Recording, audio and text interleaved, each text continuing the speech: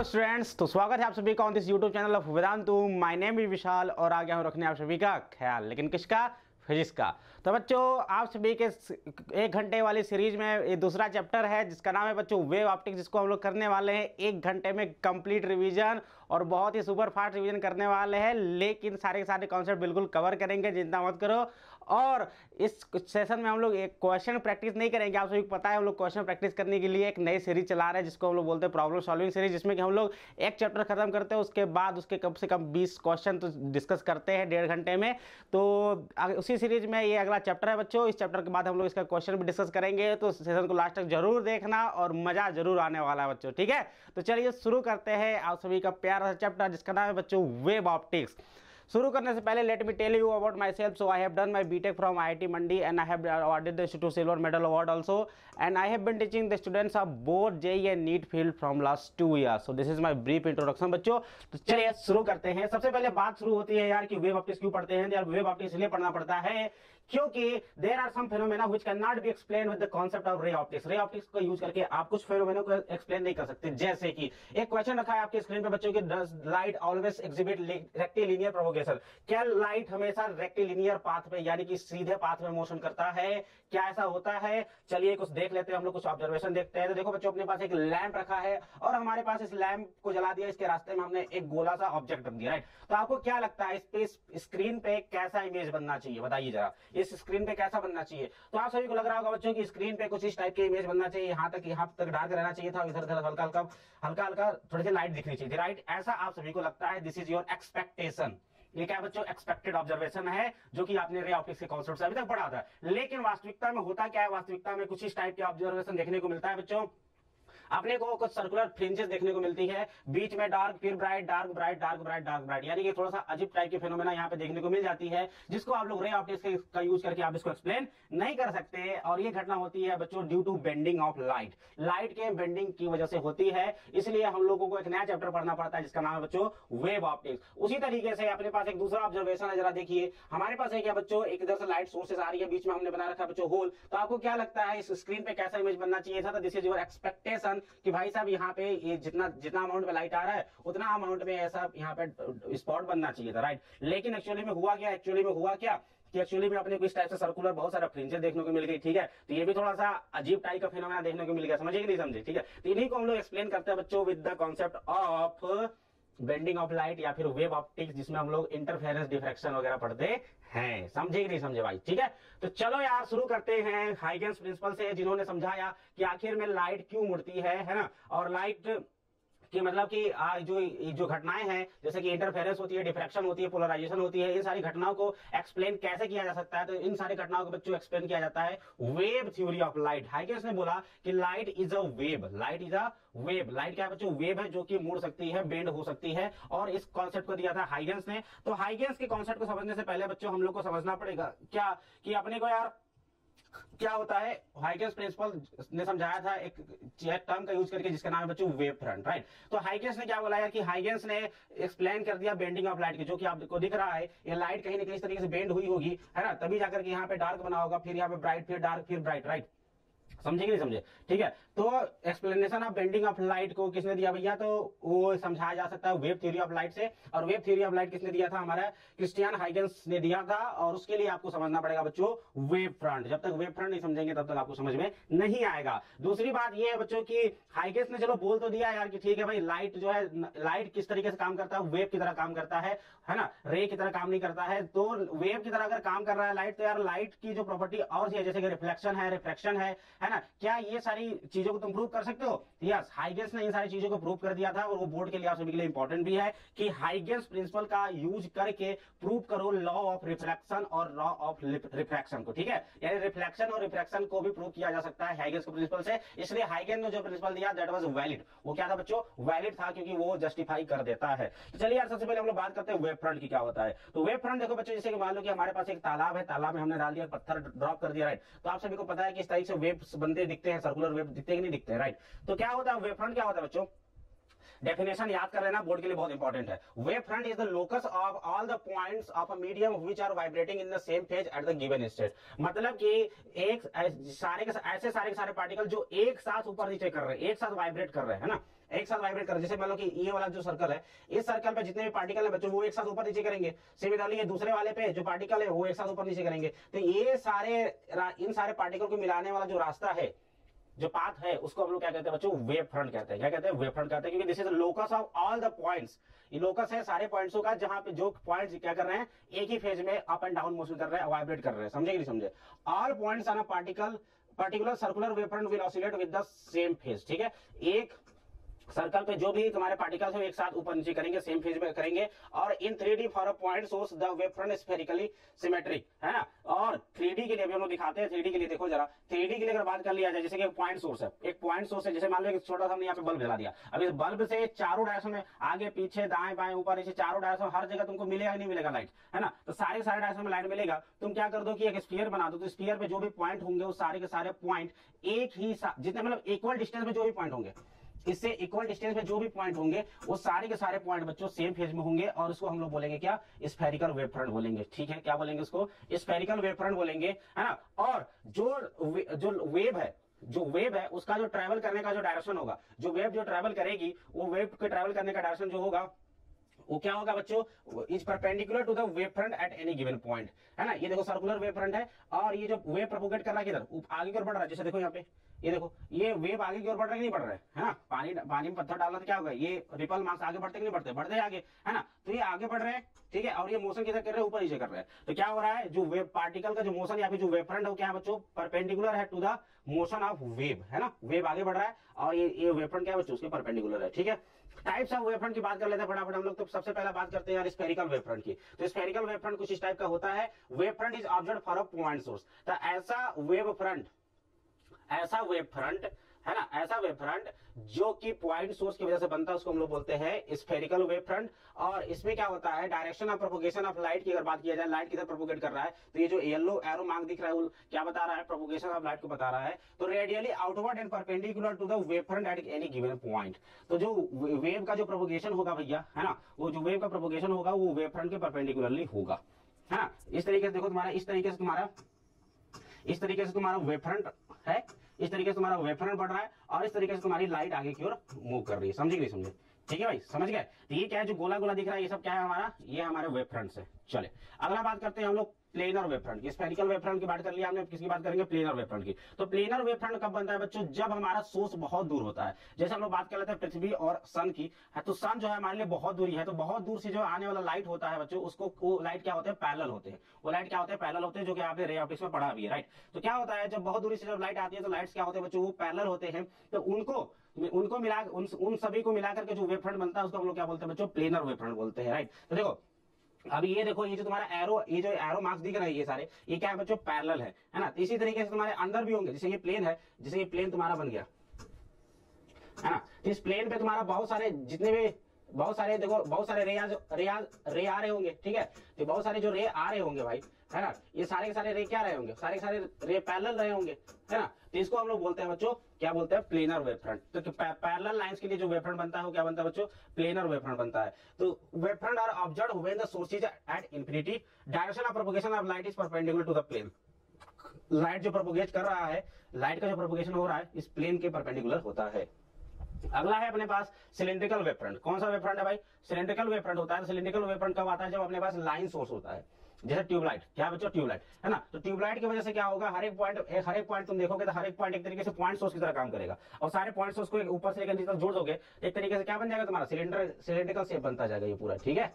जैसे एक point source है, मान लो इसका गोला बन गया, है ना। इस तरीके से अपने पास बहुत सारे पॉइंट सोर्स है, तो सबको लगातार नीचे मिलाते जाओ पूरा जोड़ दो, एक तरीके से सिलेंडर अपना मिल जाएगा। क्लियर है? तो सिलिंड्रिकल वेव फ्रंट कब बनता है? जब अपने पास क्या हो? लाइन सोर्स हो, है ना। तो cylindrical wave front is observed for a line source, direction of propagation of light, इसका भी direction of propagation of light क्या होगा? तो radially outward and perpendicular to the wave front at any given point. तो चाहे कोई भी wave front हो यार, चाहे कोई भी वेव फ्रंट हो, जो लाइट का जो प्रोपगेशन होगा वो हमेशा वेव फ्रंट के क्या होगा? परपेंडिकुलर होगा। क्लियर है? चले प्रॉपर्टीज ऑफ वेव फ्रंट की अगर बात कर लिया जाए, जो कि बहुत इंपॉर्टेंट है board of point of view से, तो देखो यार कहता है क्या है कि time taken by each ray to propagate from one wave front to next wave front in any medium remains the same. ठीक है, एक वेव फ्रंट से जैसे कि ये हो गया, इसके अंदर एक और वेव फ्रंट रहा होगा, जैसे मान लो ये, ठीक है, ये अंदर एक और वेव फ्रंट रहा होगा, भाई बहुत सारे वेव फ्रंट रहे होंगे ना, है ना, अलग अलग डिस्टेंस पे। ये मान लो R1 डिस्टेंस पे हो गया, ये बड़ा वाला हो गया R2 डिस्टेंस पे, है ना। तो इससे यहाँ पे जाने में, चाहे इससे यहाँ पे जाने में, चाहे इससे यहाँ पे जाने में, चाहे इससे यहाँ पे जाने में, हर एक किसी भी पॉइंट को एक वेव फ्रंट से दूसरे वेव फ्रंट में जाने में जो टाइम लगता है, दैट टाइम इज कांस्टेंट, है ना। वो टाइम क्या रहता है बच्चों, कांस्टेंट रहता है, क्योंकि मीडियम में जो लाइट की स्पीड रहेगी वो कांस्टेंट रहेगी, है ना। तो क्या हो जाएगा, मीडियम में जो लाइट की स्पीड होगी बच्चों v होगी, है ना। और वैक्यूम में लाइट की स्पीड क्या होती है, c होती है। तो मीडियम का रिफ्लेक्टिव इंडेक्स आप लोग निकाल सकते हैं, n = c/v निकाल सकते हैं, क्लियर है। और जब मीडियम चेंज होता है तो n1/n2 = v2/v1 कर सकते हो आप सभी लोग। क्या कर सकते हो, क्या कर सकते हो, n1/n2 = v2/v1, है ना, क्योंकि स्पीड ऑफ लाइट क्या होता है बच्चों, चेंज होता है। Hence the distance covered by the light in a given time interval also changes, right? तो जैसे मीडियम चेंज होगा, मीडियम चेंज होने के बाद क्या होगा, स्पीड चेंज हो जाएगा, स्पीड चेंज हो जाएगा तो एक दिए गए टाइम में जो डिस्टेंस कवर किया जाएगा वो भी चेंज हो जाएगा, क्लियर है। तो याद रखना वेव फ्रंट के प्रॉपर्टी, सबसे पहले तुमको हमने 3 टाइप को वेव फ्रंट पढ़ा दिया। वेव फ्रंट में अभी और आगे प्रॉपर्टी देखो क्या काम का है अपना। अगला प्रॉपर्टी जो कि बहुत काम का है, देखो यार, तो देखो होता क्या है कि क्या कहता है इसका जो अगला काम का चीज है, बहुत काम का चीज है, जिससे कि तुम हाइगेंस से एक्सप्लेन कर दिया था पूरा बेंडिंग ऑफ लाइट की, है ना। वो है बच्चों क्या कि every point on the primary wave front act as a point source called secondary wave source and generate secondary wavelets, ठीक है, समझना ध्यान से। अपने पास ये सबसे शुरुआत वाला लाइट सोर्स है, सबसे शुरुआत वाला लाइट सोर्स है, ठीक है। इससे क्या निकल रहा है, लाइट्स निकल रहे होंगे हर एक डायरेक्शन में, लाइट्स निकल रहे होंगे हर एक डायरेक्शन में, राइट। तो सारे पार्टिकल्स जो कि सेम फेज में है, सारे पार्टिकल जो कि सेम फेज में, उसको मिला दिया तो अपने पास एक मिल गया जिसका नाम है क्या बच्चों, प्राइमरी वेव फ्रंट। इसको हमने क्या बोल दिया, प्राइमरी वेव फ्रंट। अब इस प्राइमरी वेव फ्रंट पे, इस प्राइमरी वेव फ्रंट पे जितने भी पार्टिकल्स होंगे वो पार्टिकल्स एक तरीके से नए सोर्स की तरह काम करते हैं। तो फिर से यहां से हम लोग मानते हैं कि फिर से यहां से लाइट्स निकलते हैं बच्चों, फिर से यहां से क्या निकलेगा, लाइट्स निकलेगा, है ना। और फिर से सेम घटना, फिर से क्या करोगे, फिर से इनको मिलाने वाले लाइट, फिर से इसको मिलाने वाला लाइट, फिर से इसको मिलाने वाला लाइट, ठीक है। समझे कि नहीं समझे, समझ रहे हो बात को, क्लियर है कि नहीं क्लियर है बात। देखो भाई ये देखो ये पहला प्राइमरी वेव फ्रंट हो गया। अब इस पहले वाले वेव फ्रंट में जितने भी पार्टिकल्स हैं, हर पार्टिकल्स एक तरीके से एक नया सोर्स की तरह काम करता है, इसकी तरह काम करता है, एक नया सोर्स की तरह काम करता है, ठीक है। और फिर इनसे क्या निकालोगे, फिर से एक नया सोर्स, नया लाइट्स निकालोगे, राइट। तो नया लाइट्स निकालते जाओ और इनका वेव फ्रंट बनाते जाओ। तो इनके वेव फ्रंट्स को मिलाने वाला एक फिर से टेंजेंट लाइन जब खींचोगे तो एक तरीके से तुमको फिर दूसरा सेकेंडरी वेव फ्रंट प्राप्त हो जाएगा। फिर इस सेकेंडरी वेव फ्रंट पे जो दूसरा पॉइंट होगा, है ना, जो अलग पॉइंट होगा, फिर तरीके से एक तरीके सोर्स की तरह काम करेंगे। फिर उस तरीके से तुम समझ सकते हो कि किस तरीके से लाइट बेंड हो रहा है ना। समझ रहे हो नहीं समझ रहे हो, क्योंकि अब लाइट देखो तुमको, तुम्हारे हिसाब से लाइट ऐसे जाना चाहिए था, ऐसे जाना चाहिए था, लेकिन अब देखो लाइट कैसे जा रही है। अब देखो जरा लाइट, अब देखो लाइट यहां से ऐसे जा रही है कि नहीं जा रही है, बोलो, है ना। तो तुम्हारे हिसाब से लाइट तो ऐसे चलना चाहिए था, राइट, रे ऑप्टिक्स के कॉन्सेप्ट से, लेकिन यहाँ के कॉन्सेप्ट से लाइट अब फिर से इस सारे डायरेक्शन में जाएगी। तो इस तरीके से जो है लाइट के बेंडिंग को एक्सप्लेन किया जा सकता है बच्चों, ठीक है। क्योंकि लाइट अब यहाँ से तुम्हारे हिसाब से लाइट ऐसे जाना चाहिए था, बट लाइट क्या जा रही है, हर एक डायरेक्शन में जा रही है। क्लियर समझ में आ रहा है बात को। तो इन्होंने क्या बोला कि भैया हाँ, कि जो प्राइमरी वेव फ्रंट में जो भी पॉइंट है एक तरीके से सेकेंडरी वेव फ्रंट की तरह, सेकेंडरी वेव सोर्स की तरह काम करते हैं। The common tangent to the secondary wavelets, ये सब जो है, ये सब सेकेंडरी वेवलेट्स है। इन सभी का जो कॉमन टेंजेंट है ना, उनको हम लोग कहते हैं बच्चों सेकेंडरी वेव फ्रंट बोलते हैं। और intensity is maximum in the forward direction and zero in the backward direction, ठीक है। और आगे की डायरेक्शन में जैसे जैसे आगे बढ़ते हो इंटेंसिटी तुमको बढ़ते हुए मिलता जाएगा, और पीछे इंटेंसिटी जीरो होता है, पीछे इंटेंसिटी कुछ नहीं मिलता है, ठीक है। चलिए बात करते हैं हम लोग लॉ ऑफ रिफ्लेक्शन की, कैसे हाइगेंस प्रिंसिपल से इसको प्रूव किया जाता है। क्योंकि हाइगेंस प्रिंसिपल जब तक लॉ ऑफ रिफ्लेक्शन और लॉ ऑफ रिफ्लेक्शन प्रूव नहीं कर पाता तब तक इस थ्योरी को हम लोग वैलिड नहीं मानते, क्योंकि यही दो ऐसे नियम है जिनको प्रूव करना बहुत जरूरी है। क्योंकि इसी से तो प्रूव होता है कि लाइट क्या मतलब कि लाइट का जो बेसिक नेचर है रिफ्लेक्शन और रिफ्लेक्शन, है ना, वो प्रूव करना जरूरी है, तभी तुम्हारा थ्योरी सक्सेसफुल हो पाता भाई, ठीक है। तो देखो यार कैसे इन्होंने प्रूव किया, तो तुमको समझा देते हैं, ध्यान समझना है, इस फोटो को ध्यान समझ लो, बहुत लोग कंफ्यूज हो जाते हैं, है ना। तो समझना ध्यान से, और बोर्ड के लिए तुम्हारे लिए इंपॉर्टेंट भी है। तो सबसे पहले देखो तुमको फिगर बना ही देता हूं मैं यहाँ पे। मान लो कि ये है अपने पास क्या, अपने पास है एक सरफेस जहां पे लाइट आके टकराएगी। तो क्या बोला हाइगेंस ने बोला कि भैया अपने पास बहुत सारे लाइट्स आ रहे होंगे, राइट। तो देखो क्या है, अब रे की बात नहीं की थी, है ना, हाइगेंस ने रे की बात नहीं की। तो कहीं ना कहीं से एक बात बताओ, कहीं से मान लो किसी भी सोर्स से लाइट्स आ रही होंगी, तो क्या एक लाइट आती है, नहीं आती है, बहुत सारे लाइट्स आती हैं, ठीक है। तो जैसे मान लो कि हमारे पास ये पहली लाइट और ये दूसरी, देखो ये मान लो सरफेस हो गया, ये अपने पास हो गया भाई पहला लाइट, और ये हो गया अपना मान लो दूसरा लाइट, ठीक है। इनके बीच में मतलब ये पहला लाइट है, ये लास्ट लाइट है, पहला रे है और लास्ट रे है, इनके बीच में बहुत सारे रे आ रहे होंगे, राइट। ये मतलब पहला है और लास्ट है। चलिए अब एक बात बताओ ध्यान से, एक बात ध्यान रखना, ठीक है। ये मान लो कि पहला वेव है, मतलब पहला लाइट रे है, दूसरा लाइट रे है। तो जब ये लाइट रे यहाँ पे पहुंचेगा, जब ये लाइट रे यहाँ पहुंचेगा, क्या सेम पॉइंट पे ये यहाँ पहुंचेगा? नहीं, नहीं पहुंचेगा। तो भैया ये कहां पे रहेगा? तो इसको मैंने सीधे मिला दिया। तो ये देखो, तो जब ये यहां से यहां पहुंचेगा, तब ये वाला रे कहां से कहां पहुंचा होगा? सर यहां से यहां ही पहुंचा होगा। नहीं समझे? ठीक है, चलो अब मैंने इस पॉइंट पे खींच दिया एक नॉर्मल, और इस पॉइंट पे भी मैंने खींच दिया क्या? नॉर्मल खींच दिया। ठीक है, तो हाइगेंस ने किसका बात किया था? हाइगेंस और वेव फ्रंट की बात की थी, राइट। तो देखो अब इस लाइट को यहां से यहां पहुंचने में जितना टाइम लगेगा, इस लाइट को यहां से यहां जितना पहुंचने में टाइम लगेगा भाई, उतने ही टाइम में ये तुमको लगता नहीं कि ये रिफ्लेक्ट हो करके, ये जो है ये वाला लाइट जो है बच्चों रिफ्लेक्ट हो करके, ये रिफ्लेक्ट हो करके ऐसे चला जाएगा? बोलो भाई, बोलो, क्या सही बात है? क्या सही बात है सर? है ना। तो जितना इस मान लो कि टाइम लगा टी इसको, तो जितना टाइम टी में इसने इतना डिस्टेंस कवर किया होगा, उतना सेम टू सेम डिस्टेंस इसने कवर किया होगा किधर? इधर। तो एक ले लो तुम्हारा कंपास, ये डिस्टेंस मेजर कर लो, ठीक है, इसको मेजर कर लो, और सेम डिस्टेंस यहाँ पे ऐसे आर्क से कट कर दो। क्या कर दो? कट करा दो। ठीक है, क्लियर है। अब जब यहाँ से ये टकराई होगी, तो यहाँ से फिर से ये रिफ्लेक्ट होगी, इधर गई होगी। बोलो गई होगी कि नहीं गई होगी? समझ रहे हो कि नहीं समझ रहे हो बात को? ठीक है, तो देखो जरा, ये भी रिफ्लेक्टेड वाला है, ये भी रिफ्लेक्टेड वाला है। तो देखो यार, जब ये यहाँ पे होगा, तब वो कहाँ पे होगा? यहाँ पे होगा। तो दोनों अभी ऐसे दोनों पॉइंट जो कि सेम फेज में उनको मिला दिया जाए, तो तुमको लगता नहीं है कि ये वाला जो लाइन होगा भैया, ये वाला लाइन तुमको रिफ्लेक्टेड वेव फ्रंट को बताएगा, रिफ्लेक्टेड वेव फ्रंट को। ठीक है, क्योंकि वेव फ्रंट क्या होता है? वेव फ्रंट होता है ऐसे सारे पॉइंट का क्या? ऐसे सारे पॉइंट का लोकस जो कि सेम फेज में होंगे। तो भैया ये जिस उस टाइम पे जहां पे ये था, उसी टाइम पे ये यहाँ पहुंच गया, मतलब सेम टाइम पे ये दोनों यहीं पे है। इनको मिला दिया तो मिल गया क्या अपने को? अपने को मिल गया भैया क्या? बोलो जल्दी, क्या मिल गया? तो सर अपने को मिल गया रिफ्लेक्टेड वेव फ्रंट। क्लियर है कि यहाँ तक बात? ठीक है भाई, चलो चलो अब इसको हम लोग समझ लेते हैं फटाफट। तो देखिए भैया क्या हो रहा है अपने पास कहानी। अपने पास लाइट रे आई थी, आकर के इधर देखो टकरा कर ऐसे चली गई होगी, उस पॉइंट पे ये यहाँ पे रहा होगा। ठीक है भाई, तो ये वाला है अपना, ये वाला क्या है बच्चों? ये इंसिडेंट वाला है ना। ये जस्ट जिस पॉइंट पे यहाँ पे इंसिडेंट हो रहा है, ये यही पे, ये है अपना इंसिडेंट वेव फ्रंट, और ये वाला क्या होगा बच्चों? Reflected wave front. Incident wave front कितना एंगल बनाएगा? आई एंगल बनाएगा। कितना एंगल बनाएगा? आई एंगल बनाएगा। और रिफ्लेक्टेड वाला कितना बनाएगा? एंगल आर बनाएगा। ठीक है, चलो हमने मान लिया कि टाइम टी लगता है इसको यहाँ से यहाँ पहुंचने में, तो स्पीड अगर v है, तो इसको डिस्टेंस कितना कवर किया इसने? bc डिस्टेंस हो जाएगा vt।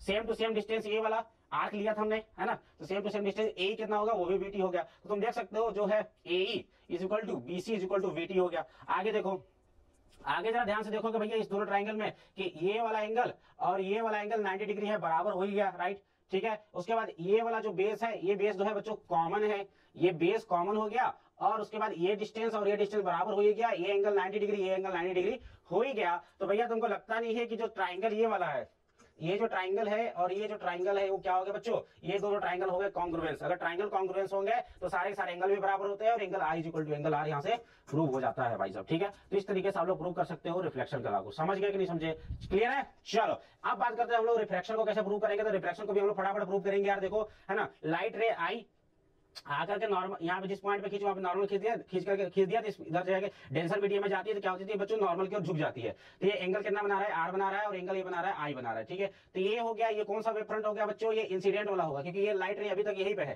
तो ये इंसिडेंट वेव फ्रंट। और ये है, ये जब यहाँ पे पहुंचेगा तो ये वाला लाइट रे यहाँ पहुंच चुकी होगी, तो ये वाला जो है बच्चों ये रिफ्रैक्टेड वेव फ्रंट है, राइट। तो चलिए अब हम लोग बात कर लेते हैं। एक बात बताओ, टाइम जितना टाइम टी लगा होगा इसको यहाँ से पहुंचने में, उतना टाइम में ये यहाँ से यहाँ चला होगा। तो पहले मीडियम स्पीड है v1t, दूसरे मीडियम स्पीड है v2t। तो जरा देखो, जरा बताओ, ये है v1t, ये है v2t। तो हम लोग बात कर लेते हैं साइन आई की।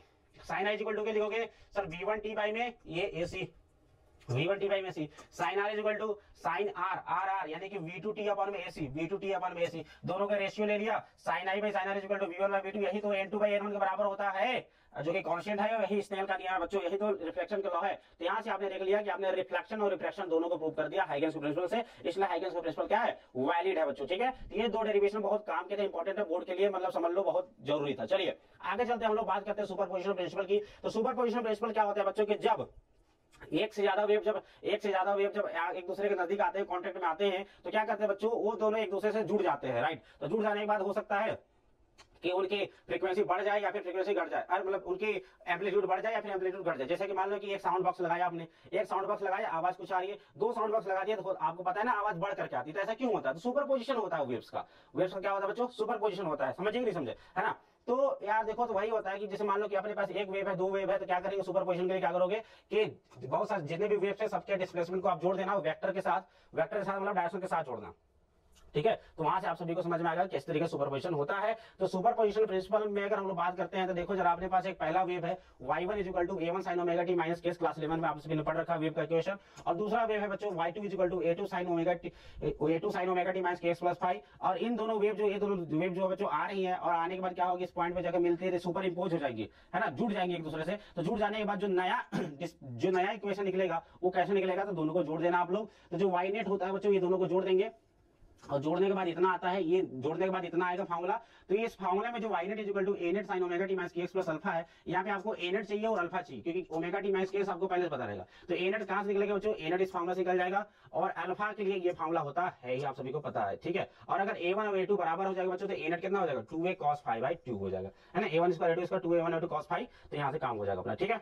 चलिए इंटरफेरेंस की बात कर लेते हैं। इंटरफेरेंस मतलब क्या है बच्चों की, वही चीज है इंटरफेयर करना। जब दो वेव आकर के एक दूसरे से क्या करते हैं बच्चों, मिलते हैं तो होता है बच्चों इंटरफेरेंस की घटना होती है। तो दो टाइप का इंटरफेरेंस होता है। पहला होता है बच्चों कंस्ट्रक्टिव इंटरफेरेंस। क्या होता है कंस्ट्रक्टिव इंटरफेरेंस, मतलब कि दो वेव मिल करके क्या हो रहा है बच्चों, एम्पलीट्यूड को बढ़ा दे रहे हैं। क्या हो रहा है, जैसे कि ये है ना, ये पहला वेव हो गया और ये दूसरा वेव हो गया, ठीक है। आपको लगता नहीं कि इन दोनों को अगर हम लोग जोड़ दें तो आपको लगता नहीं है कि फाइनल जो वेव मिलेगा ये थोड़ा सा बड़ा बड़ा मिलेगा। क्या लगता है भाई, बड़ा बड़ा मिलेगा नहीं मिलेगा, सर मिलेगा, ठीक है। तो इसको बोला जाता है कंस्ट्रक्टिव इंटरफेरेंस, कंस्ट्रक्शन हो जा रहा है, बढ़ जा रहा है, राइट। तो क्या हो जाएगा बच्चों, आप सभी ने देखा कि जो ए नेट का फार्मूला था ये था। तो कंस्ट्रक्टिव इंटरफेरेंस कब होगा, कंस्ट्रक्टिव इंटरफेरेंस कब होगा, जब अपना एम्पलीट्यूड मैक्सिमम होगा। एम्पलीट्यूड कब मैक्सिमम होगा, जब cos फाई क्या हो, मैक्सिमम हो जाए। तो cos फाई का मैक्सिमम होगा जब cos फाई की वैल्यू 1 हो जाए, यानी कि phi equal to 2n pi, phi equal to बोलो भाई 2n पाई हो जाए। तो इस कंडीशन में क्या हो जाएगा, ये ए नेट हो जाएगा बच्चों a1 प्लस a2 बराबर। और अगर आपके पास फाई इक्वल टू 2n पाई आ गया तो फेज डिफरेंस अगर इतना है, फेज डिफरेंस कितना है बच्चों 2n पाई का, तो पाथ डिफरेंस कैसे निकालोगे। तो पाथ डिफरेंस इक्वल टू आप सभी को फार्मूला पता है कि phase difference equal to 2 pi by lambda into path difference. Phase difference अपना होगा 2n pi equal to 2 pi by lambda into delta x। तो डेल्टा x जो कि फेज डिफरेंस जो कि हमें चाहिए, 2 पाई से 2 पाई काट दो तो डेल्टा x हो जाएगा बच्चों l लैम्डा। डेल्टा x क्या हो जाएगा, l लैम्डा हो जाएगा। यानी कि टाइम तो नहीं होता समझाने का, लेकिन थोड़ा सा चलो समझा ही देते हैं तुमको हम लोग, ठीक है। तो देखो यार क्या है कि ये पहला वेव, ठीक है, ये है बच्चों अपने पास दूसरा वेव, राइट। तो देखो इनको मिला, इनके बीच में कोई पाथ डिफरेंस है नहीं है ना, दोनों एक साथ जीरो से शुरू हो रहे हैं, दोनों एक साथ जीरो से शुरू हो रहे हैं, कोई पाथ डिफरेंस नहीं। अगर इनको मिलाओगे तो तुमको क्या मिलेगा, सर इनको मिला देंगे तो हम लोग को मिल जाएगा अपने पास बड़ा बड़ा वेव मिल जाएगा, राइट है, क्लियर है। चलिए अब इसमें मैं क्या करता हूँ, इसमें मैं एक चीज और देखता हूँ कि अगर मैं इसको यहाँ से शुरू कर, ये शुरू यहाँ से हो रहा है, दूसरा वेव जो है बच्चों शुरू यहाँ से हो रहा है, राइट। तो इनको भी मिलाओगे, तो इनको अगर मिलाते हो तो भैया इंटरफेरेंस कहाँ से होगा, इंटरफेरेंस यहाँ से नहीं होगा, इंटरफेरेंस यहाँ शुरू होगा और यहाँ फिर से जब शुरू होगा तो कैसा मिलेगा, फिर से वही चीज मिलना शुरू, मतलब शुरुआत इंटरफेरेंस जहां शुरू होगा, इंटरफेरेंस यहाँ शुरू होगा तो यहाँ से फिर से बढ़ के मिल जाएगा, नहीं मिलेगा सर, बढ़ के मिल जाएगा अपना, राइट है। तो देखो इनमें यहाँ से यहाँ तक डिस्टेंस कितना है, लैम्डा।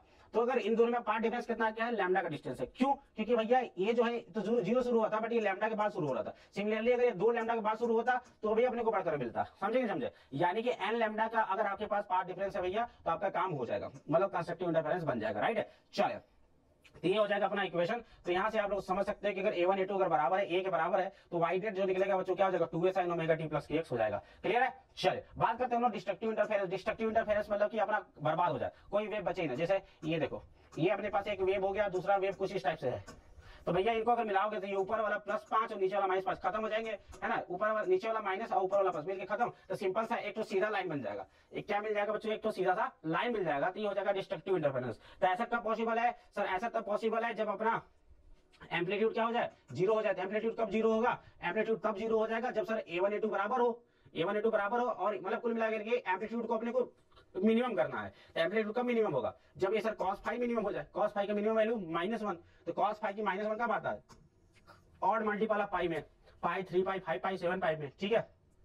तो a नेट कितना होगा बच्चों, a1 माइनस a2 हो जाएगा, है ना, a1 माइनस a2 का होल स्क्वायर फार्मूला बन जाएगा, तो a1 माइनस a2 हो जाएगा। और a1 माइनस a2 कब होगा, मतलब अगर a1 a2 बराबर हो गया तो क्या हो जाएगा, a नेट कितना हो जाएगा, 0 हो जाएगा। कितना हो जाएगा, 0 हो जाएगा। और यहाँ से फेज डिफरेंस निकाल लो, तो phase difference is equal to 2 pi by lambda, तो पार्ट डिफरेंस, तो फेज डिफरेंस अपना कितना बच्चों 2n plus pi is equal to 2 pi by lambda into delta x। Delta x यहाँ से निकल जाएगा कितना सर, पाई से पाई काट दो तो हो जाएगा sir 2n plus 1 by 2 into lambda, यानी कि odd multiple of pi by 2, जो कि आप सभी लोग देख भी सकते हैं। भाई साहब देखो जरा, तो यहाँ पे मैं आप सभी को दिखा रहा हूँ, ये देखो कहाँ शुरू हो रहा है सर, ये 0 शुरू हो रहा है, लेकिन ये कहाँ शुरू हो रहा है सर, ये देखो तुम्हारा ये इसको अगर ऐसे देखो, ऐसे बनाओ तो ये कुछ इस टाइप से आ रहा होगा, है ना। तो ये देखो पाई डिग्री पीछे है, पाई कितना बच्चों, ये पाई डिग्री पीछे चल रहा है, ये वाला भी क्या है, पाई डिग्री पीछे चल रहा है। तो पाई डिग्री पीछे चल रहा है मतलब क्या, इन दोनों में फेज डिफरेंस कितना है, पाई का है। अगर पाई का है 3 पाई 5 पाई 7 पाई का फेज डिफरेंस है, तो क्या हो जाएगा बच्चों, डिस्ट्रक्टिव इंटरफेरेंस बनेगा। या फिर जब लैम्डा बाई 2 जब अपने पास कितना फेज डिफरेंस कितना हो, लैम्डा बाई 2 या फिर 3 लैम्डा बाई 2 या फिर 5 लैम्डा बाई 2 का फेज डिफरेंस हो, तो अपना क्या बन जाएगा, क्या बनेगा अपना डिस्ट्रक्टिव इंटरफेरेंस बनेगा। जैसे कि समझ लो एग्जांपल ऐसे भी, अगर ये मान लो कि ऐसे चल रहा है और दूसरा वेव कहां शुरू हो रहा है भाई, तो दूसरा वेव देखो शुरू हो रहा है अपने पास यहां से, ऐसा शुरू हुआ है। तो देखो यार क्या होगा कि ये देखो, एक ये यहां से ज्यादा पूरा डिस्टेंस होता है लैम्डा, लेकिन आधा डिस्टेंस कितना हो गया लैम्डा बाई 2, तो ये कितना आ गया है, ये लैम्डा बाई 2 से पीछे मान लो, तो लैम्डा बाई 2 से पीछे है, तो तुमको लगता नहीं कि ये दोनों मिलेंगे तो जीरो हो जाएगा, फिर ये दोनों मिलेंगे जीरो हो जाएगा, आगे सारे वेव जीरो हो जाएंगे, नहीं हो जाएंगे। इसी तरीके से अगर 3 लैम्डा बाई 2 होता तो क्या होता, 3 लैम्डा बाई 2 होता तो ये सर यहाँ शुरू होता, ये दोनों ये मिलकर क्या हो जाते सर, खत्म हो जाते, समझे नहीं समझे बात को, राइट। तो डिस्ट्रक्टिव इंटरफेरेंस में पार्ट डिफरेंस कितना होता है, odd multiple of lambda by 2 होता है, और इस कंडीशन में आपको एक स्ट्रेट लाइन सीधे मिलता है, डिस्प्लेसमेंट जीरो होता है। आगे चला जाए तो आगे देखो यार, तो हम लोग बात करते हैं दो और टॉपिक है अपने पास, कोहेरेंट सोर्स और इनकोहेरेंट सोर्स, ताकि हम लोग वाईडीएसी समझ सके, ठीक है। तो देखो यार क्या होता है, कोहेरेंट सोर्स क्या होते हैं, ऐसे सोर्स जो कि सेम वेवलेंथ के हो, सेम फ्रीक्वेंसी के हो और कांस्टेंट फेज डिफरेंस हो, जिनमें फेज डिफरेंस क्या हो, कांस्टेंट हो, है ना, सेम वेवलेंथ होना चाहिए, सेम फ्रीक्वेंसी होना चाहिए, और क्या होना चाहिए, सेम मतलब कांस्टेंट फेज डिफरेंस, कांस्टेंट होना चाहिए, मतलब कि फेज डिफरेंस अगर 90 डिग्री का है तो 90 डिग्री का ही हमेशा रहना चाहिए, ठीक है, 90 डिग्री का ही हमेशा रहना चाहिए, क्लियर है। और इन कोहेरेंट सोर्स में वेवलेंथ डिफरेंट होगा, फ्रीक्वेंसी भी डिफरेंट होगा, फेज डिफरेंस बदलता रहता है, समझ गए, क्लियर है। तो हम लोग पूरा डिस्कशन में हम लोग केवल कोहेरेंट सोर्स के बारे में पढ़ने वाले हैं, हम लोग का पूरा क्या पढ़ना है बच्चों, हम लोग को पढ़ना है पूरा कोहेरेंट सोर्स के बारे में पढ़ना है। तो देखो यार, अब इंटेंसिटी की अगर बात कर लिया जाए तो आप सभी को पता होगा, वेव वाले चैप्टर में हमने पढ़ा है कि जो आई होता है, इंटेंसिटी होता है, क्या होता है बच्चों, I is equal to 2 pi F square rho V A square, यानी इंटेंसिटी जो होता है एम्पलीट्यूड के स्क्वायर के प्रोपोर्शनल होता है, राइट। तो अगर आप सभी को पता है कि एम्पलीट्यूड का फॉर्मूला अगर ये होता है, अभी हमने लिखा था फॉर्मूला ये, तो अगर आई प्रोपोर्शनल ए स्क्वायर है, अगर ए स्क्वायर है तो यहाँ पे क्या लिखना पड़ेगा, आई लिखना पड़ेगा। तो जो आई नेट होगा क्या होगा, i1 plus i2 plus 2, a1 a2 है तो क्या हो जाएगा, अंडर रूट i1 i2 और cos फाई हो जाएगा, क्लियर है। अगर i1 is equal to i2 रहे, i1 is equal to i2 is equal to i हो जाए, तो आई नेट हो जाएगा 2i1 प्लस cos फाई, इसको फाइनल कर देंगे तो ये फार्मूला निकल करता है, बहुत इंपॉर्टेंट है ये फार्मूला, बहुत इंपॉर्टेंट है। I net is equal to 4i cos square phi by 2, जब दो वेव जिनके इंटेंसिटी बच्चों बराबर है, आई के बराबर है, तो नेट इंटेंसिटी का फार्मूला ये होता है, क्लियर है, चले, है ना। तो इसमें देखा जाए तो हम लोग बात करते हैं कंस्ट्रक्टिव इंटरफेरेंस में, आप सभी को बताया था कंस्ट्रक्टिव इंटरफेरेंस क्या होता है, जब फाई cos फाई की वैल्यू 1 होती है, तो इस cos फाई की वैल्यू जब 1 हो जाएगी यहाँ पे, है ना, तो cos फाई की वैल्यू जब 1 हो जाएगी, तो इसमें cos फाई की वैल्यू जरा 1 रख दो, तो तुमको लगता नहीं कि आई मैक्स कितना हो जाएगा, under i1 plus under i2 का होल स्क्वायर, है ना, तो अंडर i1 प्लस i2 का होल स्क्वायर हो जाएगा। अगर i1 i2 बराबर कर दिया तो इंटेंसिटी कितनी होती है, 4 गुना, कितनी होती है इंटेंसिटी बच्चों, 4 गुना इंटेंसिटी होती है। पास डिफरेंस n लैम्डा का होता है, और फेज डिफरेंस बच्चों और इवन मल्टीपल ऑफ पाई, यानी कि 2 पाई 4 पाई 6 पाई इस तरीके से होता है ना। तो ये देखो 2 लैम्डा है इसका, ये देखो यहाँ से यहाँ तक डिस्टेंस 2 लैम्डा, यहाँ से यहाँ तक डिस्टेंस 3 लैम्डा, तो 5 डिफरेंस कितना, इसको आने में 3 लैम्डा दूरी चलना पड़ा, इसको 2 लैम्डा दूरी चलना पड़ा, तो डिफरेंस देखा जाए तो कितना है, डिफरेंस है बच्चों लैम्डा का, यानी कौन सा इंटरफेरेंस होगा, कंस्ट्रक्टिव इंटरफेरेंस होगा, ठीक है। चले हम लोग बात करते हैं डिस्ट्रक्टिव इंटरफेरेंस कब होता है, जब cos फाई की वैल्यू नेगेटिव होती है, -1 होती है, तो cos फाई की वैल्यू अगर -1 रख दो तो क्या हो जाएगा, under root i1 minus under root i2 का होल स्क्वायर हो जाएगा, और i1 i2 को अगर i रख दोगे तो नेट इंटेंसिटी कितना आ जाएगा, 0 हो जाएगा। और डिस्ट्रक्टिव इंटरफेरेंस कब बनता है, जब पांच डिफरेंस बच्चों लैम्डा बाई 2 का ऑड मल्टीपल है, यानी कि lambda by 2, 3 lambda by 2, 5 lambda by 2, 7 lambda by 2 इस टाइप से होता है, और फेज डिफरेंस कितना होता है, ऑड मल्टीपल ऑफ पाई, पाई 3 पाई 5 पाई 7 पाई इस टाइप से होता है, तब होता है, ठीक है। जैसे कि ये देखो 7.25 है, ये इसको यहाँ से डिस्टेंस चलने में 7.25 डिस्टेंस लगता है, ये इसको 9.75 लैम्डा लगता है, तो इन दोनों को अगर घटा दिया जाए, इन दोनों को घटा दोगे तो देखो कितना आता है, घटा दोगे तो आता है बच्चों 2.5 लैम्डा, इन दोनों को घटा दिया तो आंसर आएगा 2.5 मतलब 5/2, कितना क्या 5/2, तो क्या ये odd multiple of lambda by 2 है, तो कौन सा इंटरफेरेंस, डिस्ट्रक्टिव इंटरफेरेंस बनेगा, समझ गए, क्लियर है। चलो आगे चला जाए, हम लोग बात करते हैं, एक टॉपिक है बच्चों ब्लू शिफ्ट, क्या होता है ब्लू शिफ्ट समझना ध्यान से। तो यार देखो, the spectral line shift toward the blue end of the spectrum when the source and the observer are moving toward each other, this is known as the blue shift, ठीक है। तो होता क्या है कि जब सोर्स और ऑब्जर्वर, सोर्स मतलब लाइट सोर्स और ऑब्जर्वर मतलब मैं, जब लाइट सोर्स और मैं एक दूसरे की ओर मोशन करते हैं, एक दूसरे की तरफ मोशन करते हैं, तो जो हमें जो लाइट दिखाई देता है, लाइट का जो कलर चेंज होता है बच्चों, वो ब्लू की ओर शिफ्ट होता है, ब्लू की ओर शिफ्ट होता है ना। तो यानी कि जब हमारे तरफ सोर्स आता है, जब सोर्स बच्चों हमारे तरफ आता है, तो लाइट का जो स्पेक्ट्रम होता है बच्चों, वो स्पेक्ट्रम ब्लू कलर की ओर शिफ्ट होता है, इस घटना को हम लोग कहते हैं ब्लू शिफ्ट, है ना। तो अगर किसी भी तारे का कलर धीरे धीरे पहले लाल था, लाल से ग्रीन हुआ, ग्रीन से फिर इधर ब्लू की ओर शिफ्ट हो रहा है, इसका मतलब हम लोग कह सकते हैं कि वो जो तारा है पृथ्वी के नजदीक आ रहा है, राइट। और दूसरा होता है बच्चों रेड शिफ्ट, रेड शिफ्ट मतलब क्या होता है बच्चों कि जब सोर्स, है ना, जब सोर्स हमसे बहुत दूर जाता है, जब सोर्स हमसे दूर की ओर जाता है तो जो स्पेक्ट्रम होता है बच्चों वो रेड की ओर शिफ्ट होता है। कैसा होता है? रेड की ओर शिफ्ट हो रहा है। जब किसी तारे का कलर धीरे धीरे रेड की ओर चेंज होता है तो हम लोग कह सकते हैं वो तारा जो है पृथ्वी से दूर जा रहा है। इसको घटना को बोला जाता है बच्चों रेड शिफ्ट कहा जाता है। ठीक है, तो इसके लिए डॉपलर ने फॉर्मूला बताया था कि डेल्टा एफ अपॉन में F is equal to minus delta lambda upon में lambda is equal to minus V radial upon में सी। वी रेडियल क्या है? Radial velocity of the source relative to the observer. ठीक है, इस observer के हिसाब से ये जो सोर्स है आगे की ओर जा रहा है कि पीछे की ओर, मतलब दूर जा रहा है कि नजदीक जा रहा है वो है। और सी क्या है? स्पीड ऑफ लाइट है। डेल्टा लैम्डा मतलब आपको कितना वेवलेंथ में चेंज नजर आया या फिर कितना फ्रीक्वेंसी में चेंज नजर आया। तो ये फॉर्मूला दिया था डॉपलर ने, याद रखना। Delta F upon F is equal to minus delta lambda upon lambda is equal to minus V radial upon में सी। और ये फॉर्मूला तभी लगता है जब इसकी जो स्पीड है, सोर्स की जो स्पीड है लाइट की स्पीड से बहुत कम होती है। सोर्स की स्पीड लाइट की स्पीड से बहुत कम होती है, तब लगता है। ठीक है, अब आते हैं यंग्स डबल स्लिट एक्सपेरिमेंट पे। तो यंग डबल स्लिट एक्सपेरिमेंट की अगर बात किया जाए बच्चों तो देखो जरा क्या होता है कि अभी तक आप सभी ने देखा था कि जो लाइट होती है बच्चों रेक्टिलिनियर पाथ पे मोशन करती है ना। जैसा कि आप सभी लोग देखिए जरा कि अपने पास एक पर्दा है, इस पर्दे में हमने दो स्लिट बना दी। स्लिट से अगर लाइट को पास करा दिया तो आपको लगता होगा कि कुछ इस टाइप से बनना चाहिए था, राइट? कुछ इस टाइप से इमेज बनना चाहिए था, यही तो आप सभी को लगता है ना भाई। यहाँ पे एक स्लिट होल कर दिया, इस स्लिट से अगर लाइट पास करेंगे तो कुछ इस टाइप का इमेज बनना चाहिए था, राइट? लेकिन ये तो हमारा एक्सपेक्टेशन है, लेकिन हुआ आखिर में कैसा हुआ? कुछ इस टाइप से कि अपने को एक नहीं बहुत सारे डार्क ब्राइट फ्रिंजेस देखने को मिल जाते हैं। तो ये घटना होती है बच्चों, एक्सप्लेन किया जाता है वेव थ्योरी ऑफ लाइट से। और ये एक्सपेरिमेंट किया था किसने? यंग्स ने इसको इस एक्सपेरिमेंट को बोला था, इसीलिए इसका नाम दिया जाता है बच्चों यंग का डबल स्लिट, दो स्लिटों वाला एक्सपेरिमेंट कहा जाता है ना। जिसको हम लोग समझते हैं बच्चों किसका प्रयोग करके? हाइगेंस का प्रिंसिपल यानी कि बेंडिंग ऑफ लाइट यानी कि वेव थ्योरी ऑफ लाइट का प्रयोग करके समझते हैं। क्योंकि आपको समझ में आ गया होगा कि लाइट बेंड कैसे करती है, क्योंकि हर एक सोर्स जो है मतलब हर एक जो वेव फ्रंट में जो हर एक पॉइंट है वो एक नए सोर्स की तरह काम कर रहा है, यानी वहां से फिर से हर एक डायरेक्शन में लाइट जा रहा है, समझ रहे हो? तो इसीलिए वो क्या होता है बच्चों? लाइट बेंड करती है। क्लियर है? तो देखिए, तो यहाँ पे क्या हो रहा है बच्चों की यहाँ पे यंग डबल स्लिट एक्सपेरिमेंट का पूरा सेटअप दिखा है ना। तो फ्रिंज देखने के लिए क्या कंडीशन होनी चाहिए, ध्यान समझिएगा। फ्रिंज कब दिखेगा आपको? तो फ्रिंज देखने के लिए कंडीशन क्या होनी चाहिए बच्चों कि पहली बात तो light source must be monochromatic. Light source monochromatic होना चाहिए, यानी एक ही कलर का होना चाहिए, यानी कि लैम्डा समान होना चाहिए। लाइट का एक ही लैम्डा का लाइट होना चाहिए, एक ही कलर का लाइट होना चाहिए, वेवलेंथ समान होनी चाहिए। S1 and S2 must be coherent, ये दोनों सोर्स कोहेरेंट होने चाहिए। अभी मैंने बताया था कोहेरेंट सोर्स क्या होते हैं, फ्रीक्वेंसी बराबर, वेवलेंथ बराबर और फेज डिफरेंस बराबर कांस्टेंट रहना चाहिए। ये जो D है स्लिट के बीच का डिस्टेंस होना चाहिए, ये पर्दे के बीच के डिस्टेंस से बहुत कम होना चाहिए। वो mm में होता है, मीटर में होता है।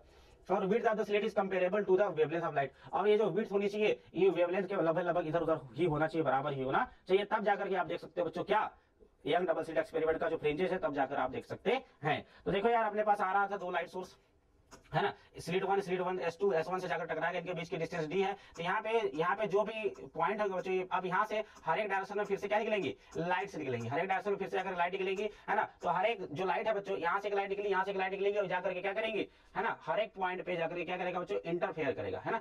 तो यहाँ पे जो नया पॉइंट मिल रहा है, ये नया पॉइंट है एक तरीके से नया सोर्स की तरह काम करेगा। और यहाँ से फिर से हर एक डायरेक्शन में लाइट निकलना शुरू होगी, हर एक डायरेक्शन में लाइट निकलना शुरू होगी। तो फिर ये और ये दोनों मिलकर के यहाँ पे फ्रिंज बनाएंगी, है ना। फिर इसके बाद ये यहाँ पे फ्रिंज बनाएगा, फिर इसके साथ ये मिलकर यहाँ फ्रिंज बनाएगा। कुल मिलाकर समझ में आ रहा है कि नहीं आ रहा बात? क्लियर है ना। तो इस तरीके से हमें फ्रिंज देखने को मिलता है। तो आप समझ में आ गया ना कि क्यों फ्रिंज देखने को मिलती है, क्योंकि अब वो जो पॉइंट है यहाँ से एक ही रे नहीं आ रहा, यहाँ से एक रे नहीं आ रहा, अब यहाँ से मल्टीपल रेज फिर से निकलना शुरू हो जाएंगी। क्लियर है? चले, तो अभी इस कंडीशन में देखा जाए तो बच्चों S1 से लेकर C तक का दूरी और S2 से लेकर C तक का दूरी बच्चों बराबर है। S1C S2C के बीच की दूरी बराबर है, यानी कि इन दोनों का पाथ डिफरेंस 0 है। पाथ डिफरेंस 0, डेल्टा एक्स अगर 0 है ना, जो कि एन लैम्डा एन को अगर 0 रख दो तो पाथ डिफरेंस कितना 0। तब एन की वैल्यू 0 हो गई, मतलब क्या हो जाएगा अपना ये कौन सा इंटरफेरेंस हो जाएगा?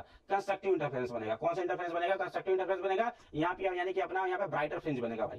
क्या बनेगा? ब्राइटर फ्रिंज बनेगा। लेकिन अगर हम लोग बात करते हैं बच्चों इस पॉइंट की, अगर बात करते हैं इस पॉइंट पे, जैसे कि मान लो कि एक लाइट सोर्स यहाँ गई, है ना, और एक लाइट सोर्स यहाँ जाती है, तो देखो जरा, तो इनमें देखा जाए तो बच्चों ये वाली जो डिस्टेंस है, ये डिस्टेंस इसने एक्स्ट्रा चली है। डेल्टा एक्स जो कवर की गई डिस्टेंस है वो थोड़ा सा एक्स्ट्रा है, जिसकी वजह से क्या होगा यहाँ पे जो पैटर्न बनेगा वो डार्क बनेगा कि ब्राइट बनेगा, वो डिसाइड करना पड़ेगा कि जो डेल्टा एक्स है वो कंस्ट्रक्टिव वाला है कि डिस्ट्रक्टिव वाला है। तो ये जो डेल्टा एक्स है, अगर उसकी बात किया जाए बच्चों, तो ये देखो डी है, ये अगर थीटा है और ये डेल्टा एक्स है, तो साइन थीटा इक्वल टू क्या बोलोगे? डेल्टा एक्स अपॉन में डी बोलोगे क्या? डेल्टा एक्स अपॉन में डी बोलेंगे तो जो डेल्टा एक्स कितना हो गया बच्चों? D sine theta. जो पाथ डिफरेंस आ गया वो डी साइन थीटा के बराबर हो गया। अब path difference D sine theta बराबर हो गया, तो और एक चीज और ये जो थीटा है बहुत कम होता है, थीटा बहुत कम होता है, तो साइन थीटा को थीटा मान सकते हो और टेन थीटा के बराबर ही मान सकते हो। साइन थीटा को थीटा और इज इक्वल टू इसको हम लोग टेन थीटा मान सकते हैं। Tan theta is equal to क्या हो जाएगा? परपेंडिकुलर अपॉन में बेस, यानी कि y अपॉन में कैपिटल डी। क्या हो गया? y अपॉन में कैपिटल डी। तो हो जाएगा y अपॉन में कैपिटल डी, और tan थीटा की जगह क्या रखोगे तुम? डेल्टा x अपॉन में डी। क्या हो जाएगा? डेल्टा एक्स अपॉन में डी। तो यहाँ से तुमने डेल्टा एक्स इक्वल टू क्या निकाल दिया? वाई डी अपॉन में डी। तो यहाँ से पार्ट डिफरेंस क्या निकल गया भैया? Delta x equal to Y D upon में डी निकल के आ गया। अब पार्ट डिफरेंस भैया इतना आ गया, तो फेज डिफरेंस क्या हो जाएगा सर? फेज डिफरेंस हो जाएगा phi is equal to 2 pi by lambda into delta x, delta X की जगह रख दो वाई डी अपॉन में डी, तो फाई इज इक्वल टू आ जाएगा 2 pi by lambda into Y D upon में डी आ जाएगा। क्लियर है? अब यहाँ से हम लोग बात कर लेते हैं कंस्ट्रक्टिव इंटरफेरेंस। तो हमने निकाल लिया, क्या निकाल लिया? डेल्टा एक्स निकाल लिया और फाई निकाल लिया। तो आप सभी को पता है कंस्ट्रक्टिव इंटरफेरेंस कब होगा? जब डेल्टा एक्स और जो फाई है, जब डेल्टा एक्स एन लैम्डा हो, जब डेल्टा एक्स एन लैम्डा हो, है ना, तो जब डेल्टा एक्स एन लैम्डा हो बच्चों, तो क्या हो जाएगा? अपना जो फाई होगा, बताओ, जो हमने अभी निकाला, ये क्या निकाला हमने? ये delta x equal to Y D upon में डी निकाला, राइट। तो delta x equal to Y D upon में डी निकाला, तो ये जो डेल्टा एक्स कंस्ट्रक्टिव इंटरफेरेंस के लिए कितना होना चाहिए? लैम्डा के बराबर होना चाहिए। तो यहाँ से आप लोग वाई निकाल सकते हैं। वाई कितना हो जाएगा बच्चों? एन डी लैम्डा अपॉन में डी, है ना। तो ये हो जाएगा बच्चों ब्राइटर फ्रिंज के लिए। कंस्ट्रक्टिव इंटरफेरेंस कंस्ट्रक्शन हो रहा है, मतलब कि ब्राइटर फ्रिंज बनेगा, राइट। तो ब्राइटर फ्रिंज के लिए दूरी कितनी होगी? एन डी लैम्डा अपॉन में d. N is equal to 1 मतलब पहला brighter fringe, n is equal to 2 मतलब दूसरा bright fringe, n is equal to 3 मतलब तीसरा ब्राइट फ्रिंज, राइट। उसी प्रकार से, है ना, यहाँ पे देखो, तो ये पूरा राम कहानी लिखा हुआ है, कोई मतलब नहीं है इस राम कहानी का। पहला वेव, दूसरा वेव, दोनों टकरा गई, तो फेज डिफरेंस कितना होना चाहिए? किसके लिए? कंस्ट्रक्टिव इंटरफेरेंस के लिए 2n पाई। 50 बार बता चुका हूं अभी तक। तो phi is equal to 2 pi by lambda into delta x. Delta x भी हमने निकाल ही लिया एन लैम्डा, ठीक है। तो डेल्टा एक्स एन लैम्डा हो गया। तो पहले वाले ब्राइटर फ्रिंज के लिए n इज इक्वल टू क्या रखोगे? प्लस माइनस 1, है ना। जितना, अगर मान लो कि यहाँ पे ब्राइटर फ्रिंज बन रहा है तो नीचे भी ब्राइटर फ्रिंज बनेगा, है ना। दूसरा यहाँ बन रहा है तो दूसरा यहाँ पे भी बनेगा, ठीक है। तो प्लस माइनस चलता रहता है। क्लियर है? तो पहला ब्राइटर फ्रिंज के लिए n इज इक्वल टू क्या रखोगे? 1 रखोगे। तो ये रख दोगे, तो delta x is equal to जो तुमने निकाल रख दोगे, तो हो जाएगा डी लैम्डा अपॉन में डी। वाई निकाला था ना भी, एन डी लैम्डा अपॉन में d. n is equal to 1 रख दो, क्या हो जाएगा? डी लैम्डा अपॉन में डी हो जाएगा। क्लियर है? दूसरे के लिए 2 रख देना, तीसरे के लिए 3 रख देना। इस तरीके से हम लोग फार्मूला निकाल सकते हैं। एनवा ब्राइट फ्रिंज के लिए अभी हमने जस्ट फार्मूला निकाल दिया। क्या निकाल दिया? एन डी लैम्डा अपॉन में डी। क्या निकाल दिया बच्चों? एन डी लैम्डा अपॉन में डी निकाल दिया। क्लियर है? तो ये हो जाएगा ब्राइटर फ्रिंज का विड्थ। चलिए अब लोग बात करते हैं डिस्ट्रक्टिव इंटरफेरेंस की। तो डिस्ट्रक्टिव इंटरफेरेंस में अगर बात कर लिया जाए, तो डिस्ट्रक्टिव इंटरफेरेंस में देखो जरा, पांच डिफरेंस कितना होना चाहिए sir? 2n - 1 into lambda by 2, और मल्टीपल ऑफ लैम्डा बाई 2 होना चाहिए कि नहीं होना चाहिए सर? ऑब्वियस सी बात होनी चाहिए सर। तो यहाँ पे हो जाएगा बच्चों, क्या करोगे तुमने? अभी पांच डिफरेंस निकाल लिया, कितना सर? ये होना चाहिए 2n - 1 इंटू लैम्डा बाई 2। और पांच डिफरेंस किसके बराबर होता है? अभी हमने निकाला था ना किसके बराबर? देखो पार्ट डिफरेंस क्या किसके बराबर? देखो वाई डी अपॉन में डी किसके बराबर है? वाई डी अपॉन में डी के बराबर रख दो। यहाँ पे वाई डी अपॉन में डी के बराबर रख दो, तो क्या हो जाएगा? वाई डी अपॉन में डी के बराबर रख दो, ठीक है। तो यहाँ से तुम वाई निकाल दो, तो वाई इक्वल टू देखो आ गया। वाई इक्वल टू सॉल्व करो इसको, तो देखो आ जा रहा है इतना सर, आ जा रहा है। तो 2n - 1 into D lambda upon में 2d। तो ये हो जाएगा बच्चों की जो डार्क फ्रिंज होगा, वो डार्क फ्रिंज होगा कितनी दूरी पे बनेगा? पहला डार्क फ्रिंज तो n इज इक्वल टू 1 रखोगे, दूसरा dark fringe n is equal to 2 रखोगे। तो मतलब कितनी दूरी पर, इस सेंटर से कितनी दूरी पर डार्क फ्रिंज बनेगा, उसके लिए डिस्टेंस का फार्मूला ये हो जाएगा। ब्राइट फ्रिंज के लिए हमने फार्मूला बता ही दिया भाई, ठीक है। चलिए फ्रिंज विड्थ की बात कर लेते हैं। फ्रिंज विड्थ के लिए फार्मूला बिल्कुल सही बात है। क्या होता है समझ लो पहले, फ्रिंज विड्थ होता क्या है? तो फ्रिंज विड्थ देखो होता है बच्चों की width of bright fringe is equal to the distance between the two consecutive minima या फिर डार्क फ्रिंज। कुल मिलाकर के ये समझ लो ब्राइट फ्रिंज की जो विड्थ होती है, क्या होती है? दो कॉन्जिक्यूटिव डार्क या फिर दो कॉन्जिक्यूटिव ब्राइट के बीच की जो दूरी होती है, दो कॉन्जिक्यूटिव डार्क या फिर दो कॉन्जिक्यूटिव ब्राइट के बीच की जो दूरी होती है, जैसे ये इन दोनों के बीच की दूरी ले लो, चाहे इन दोनों के बीच की दूरी लो, चाहे इन दोनों के बीच की दूरी लो, सबके बीच की दूरी जो है बच्चों वो क्या होती है बच्चों? फ्रिंज विड्थ के बराबर होती है। क्या होती है? फ्रिंज विड्थ के बराबर। अब ये दूरी कितनी होती है बच्चों? तो ये दूरी होती है, इसको हम लोग दिखाते हैं बच्चों बीटा से।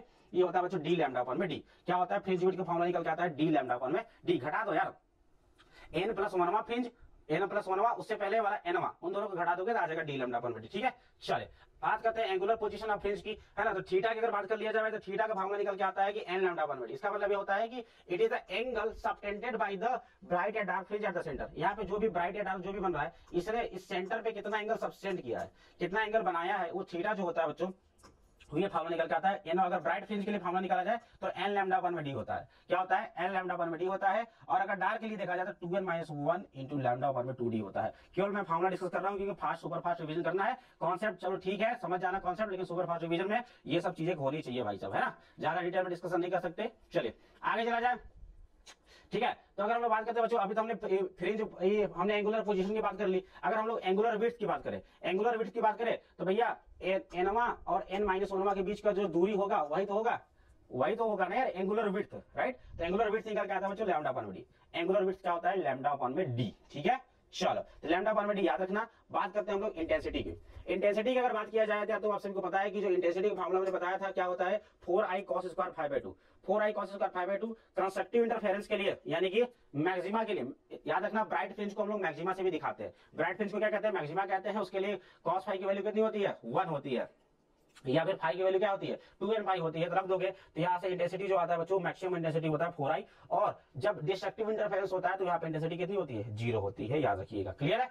चलो भाई आगे चलते हम लोग effect of placing glass slab in YDSC. YDSC में जब हम लोग ग्लास स्लैब पुट कर देते हैं बच्चों तो क्या प्रभाव पड़ता है? तो यार देखो अभी आप सभी को पता था कि अगर ग्लास स्लैब नहीं था तो इसके द्वारा यहाँ तक दूरी तय की गई और इसके द्वारा यहाँ तक जो दूरी तय की जाती है ये दूरी बराबर होती है, राइट। तो ये दूरी बराबर होती है तो पाथ क्या होता है बच्चों? मतलब पाथ डिफरेंस होता है 0, यहाँ पे बनता था ब्राइटर फ्रिंज, राइट। लेकिन अब इस ग्लास स्लैब की वजह से, इस ग्लास स्लैब की वजह से ये जो लाइट है इस लाइट को थोड़ा सा एक्स्ट्रा डिस्टेंस ट्रेवल करना पड़ता है, राइट। तो इसने इसकी वजह से क्या होता है बच्चों की थोड़ा सा एक्स्ट्रा डिस्टेंस जो ट्रेवल किया है ना, वो एक्स्ट्रा डिस्टेंस क्या होता है? म्यू माइनस 1 इंटू टी होता है। क्या होता है बच्चों? म्यू माइनस 1 इंटू टी, ये एक्स्ट्रा डिस्टेंस ट्रेवल करता है। अरे भाई है ना, अगर ये नहीं होता, अगर मान लो स्लैब नहीं होता कितना डिस्टेंस ट्रेवल करता है? टी। स्लैब की वजह से कितना डिस्टेंस ट्रेवल किया इसने? Mu T. तो एक्स्ट्रा कितना कवर किया? तो म्यू टी माइनस टी कर दोगे तो टी कॉमन ले लो तो म्यू माइनस 1, यानी कि इसने एक्स्ट्रा डिस्टेंस ये कवर किया है ना। तो delta x is equal to mu minus 1 into t, है ना भाई, समझ गए? तो आप क्या करोगे? म्यू माइनस 1 इंटू टी कर दोगे तो यहाँ पे आपने क्या करना है सर, यहाँ पे जो आपका y निकल के आया था देखो जरा, है ना, जो आपका ये जो निकल के आया डेल्टा x1 इसके द्वारा, है ना। जब ये ग्लास स्लैब आपने रास्ते में रखा था, इस जो ग्लास स्लैब आपने रखा था, सबसे पहले ये समझो कि जब ग्लास स्लैब आपने रास्ते में रख दिया था तो यहाँ पे जो ब्राइटर फ्रिंज बन रहा था अब वो ब्राइटर फ्रिंज थोड़ा सा शिफ्ट हो जाएगा। क्यों? क्योंकि पाथ डिफरेंस 0 होना चाहिए था, बट पाथ डिफरेंस अभी 0 नहीं है ब्राइटर फ्रिंज के लिए, क्योंकि पाथ डिफरेंस थोड़ा सा एक्स्ट्रा आ गया। तो central bright fringe will be shifted toward the side of slit having the slab. In this case, the central bright fringe gets shifted above the B. तो इस condition में क्या होता है? इस कंडीशन में क्या होता है कि थोड़ा सा ऊपर की ओर शिफ्ट हो जाता है सेंट्रल ब्राइट फ्रिंज, ठीक है। तो ग्लास स्लैब रखने पे ये होता है। क्लियर है? चले, अगर ग्लास स्लैब तब रखा जाए जब ये हमने को यहाँ पे देखना हो, है ना। तो यहाँ पे देखिए जब हमने ग्लास स्लैब रख दिया तो आप सभी को पता है कि पहले वाले रे के लिए डेल्टा x1 कितना हो जाएगा? म्यू माइनस 1 इंटू टी, और दूसरे वाले रे के लिए कितना है बच्चों? D sine theta. Path difference D sine theta है कि नहीं है? क्लियर है? तो जो नेट पार्ट डिफरेंस देखा जाए बच्चों तो यहाँ पे क्या बच्चों, यहाँ पे अपने को नेट पाथ डिफरेंस अगर 0 करना है, नेट पाथ डिफरेंस अगर 0 करना है तो इसके द्वारा जो एक्स्ट्रा ट्रेवल की गई है डिस्टेंस और ये डिस्टेंस को बराबर हो जानी चाहिए। तो अगर ये दोनों डिस्टेंस को अगर हमने बराबर कर दिया तो यहाँ से जो y का वैल्यू निकल के आता है ये हो जाता है, राइट। तो कितना से शिफ्ट हुआ, कितना से ब्राइटर या जो सेंट्रल ब्राइट था कितना से शिफ्ट हुआ वो निकल के आ जाता है यहाँ से। तो y is equal to mu minus 1 into t d upon में डी। तो इतना से तुम्हारा जो सेंट्रल ब्राइट है बच्चों शिफ्ट हो जाएगा, याद रखिएगा। क्लियर है? चलो आगे चला जाए।